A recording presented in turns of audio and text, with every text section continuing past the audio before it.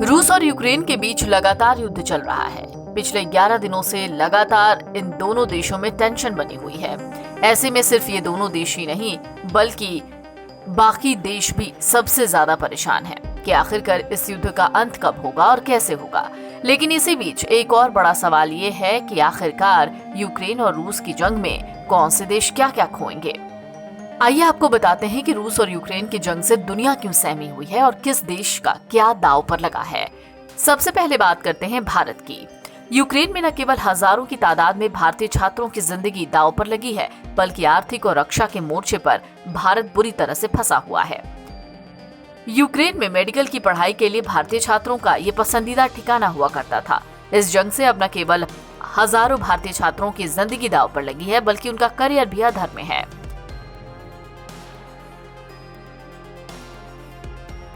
Ukraine सूरजमुखी के तेल के लिए एक बड़ा स्रोत है। अगर जंग जारी रहती है तो वहां किसान सूरजमुखी की खेती नहीं कर पाएंगे और भारत में खाद्य तेलों के दाम बढ़ते जाएंगे। भारत रूस से कई उर्वरक खरीदता था जो अब अमेरिकी प्रतिबंधों की चपेट में आ सकता है। इसके अलावा कच्चे तेल के दाम भी अब $100 को पार कर गए हैं, जिससे भारत में महंगाई आ सकती है।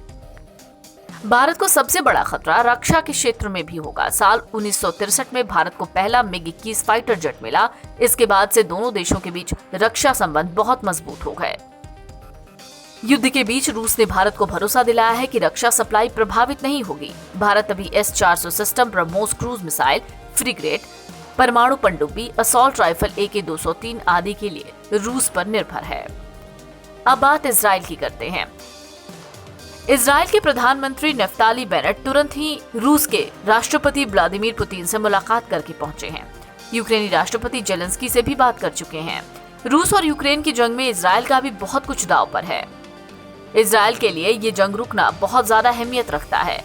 इजराइल को सीरिया में ईरान समर्थित उग्रवादी गुटों पर हमला जारी रखने के लिए रूस के समर्थन की जरूरत है। रूस ईरान के परमाणु कार्यक्रम का महत्वपूर्ण हिस्सा है, जिसका इजराइल विरोध करता रहा है। इसके अलावा यूक्रेन में बड़ी तादाद में यहूदी आबादी रहती है। इसी वजह से इजरायली पीएम पुतिन से मिलने के लिए दौड़े दौड़े पहुंचे थे। अब बात करते हैं जर्मनी, यूरोप की। रूस और यूक्रेन की जंग से जर्मनी भी घबराया हुआ है। जर्मनी को एक तरफ अपने गैस संकट से जूझना पड़ रहा है, वहीं अब उसे रूसी हमले से सुरक्षा का खतरा भी है। यूक्रेन युद्ध से यूरोप में गैस के दाम में भारी बढ़ोतरी हो गई है। यूरोप अपनी 40% गैस के लिए रूस के ऊपर ही निर्भर है। रूस यूक्रेन के रास्ते पाइप से यूरोप को गैस भेजता है। बताया जा रहा है कि रूस ने आर्थिक प्रतिबंधों पर पलटवार करते हुए जर्मनी के लिए जाने वाली गैस की एक पाइपलाइन की सप्लाई को बंद कर दिया है। अब बात अमेरिका की। बाइडेन प्रशासन के आर्थिक प्रतिबंधों के कारण अमेरिकी कंपनियों को अब रूस से अपने कारोबार को समेटना पड़ रहा है। गूगल, एप्पल के बाद अब मास्टरकार्ड और वीजा रूस में अपनी सेवाएं बंद कर रहे हैं। मास्टरकार्ड ने कहा है कि रूसी बैंकों की ओर से जारी कार्ड को अब उसका नेटवर्क स्वीकार नहीं करेगा। इसके अलावा किसी अन्य देश में जारी हुआ कार्ड रूस के स्टोर अथवा ATM में काम नहीं करेगा। फिलहाल रूसी हमलों को रोकने के लिए फ्रांस राष्ट्रपति से लेकर PM मोदी तक रूसी राष्ट्रपति व्लादिमीर पुतिन से बात कर चुके हैं। NBT ऑनलाइन की रिपोर्ट।